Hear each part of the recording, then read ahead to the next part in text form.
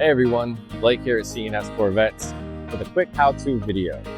Lyle was kind enough to loan us his 2003 Z06. We're going to show you how to check codes and get rid of them if necessary.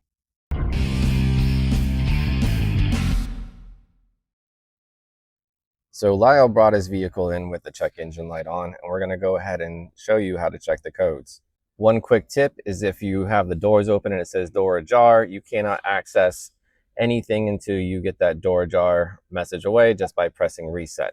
Once it's to your normal odometer or blank state, that's when you can go in with your options and fuel button 4 times.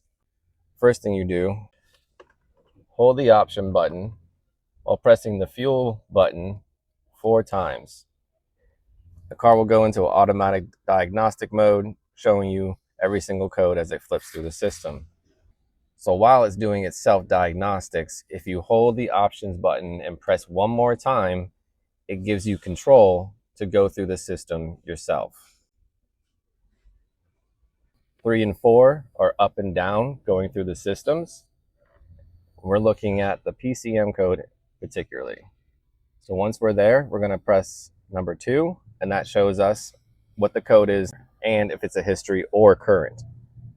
So since this is a history code, we're going to go ahead and delete it. All you need to do is come over to your DIC controls again, hold reset, and it goes away. Well, that was it for a quick take on, nope.